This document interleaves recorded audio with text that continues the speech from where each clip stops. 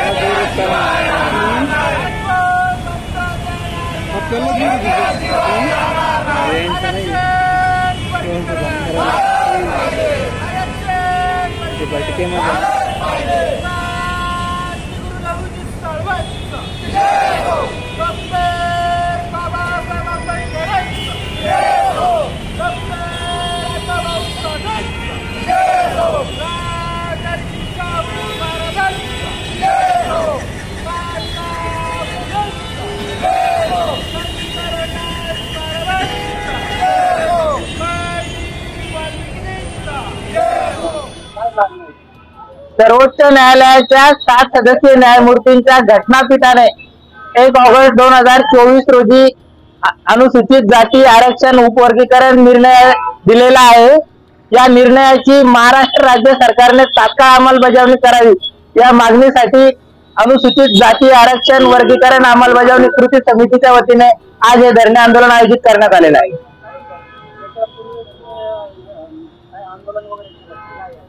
विविध सामाजिक संघटनांच्या वतीने या मागणीसाठी मागील 40 ते 45 वर्षापासून आंदोलन सुरू आहे।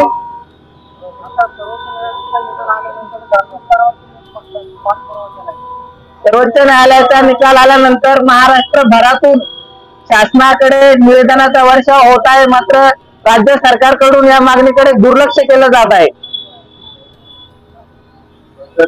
आंदोलनाची दिशा काय?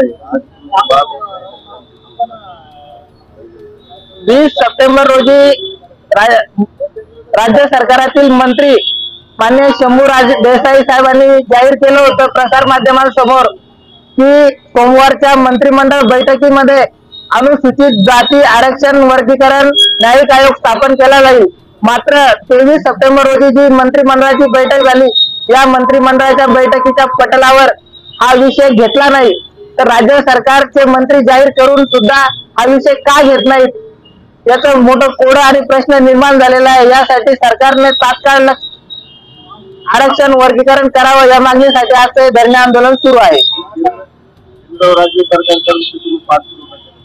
सर्व केंद्र सरकार राज्य सरकारकडे अनेक वर्षापासून या मागणी संदर्भात पाठपुरावा सुरू आहे।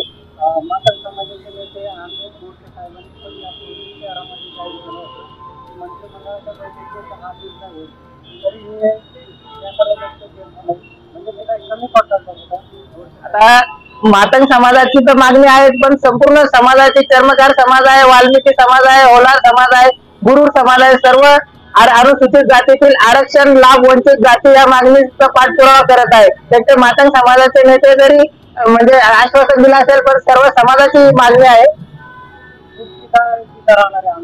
राज्य सरकारने अनुसूचित जाती आरक्षणाचं उपवर्गीकरण न केल्यास आगामी निवडणुकीत सरकारला याची मोठी किंमत चुकवावी लागेल।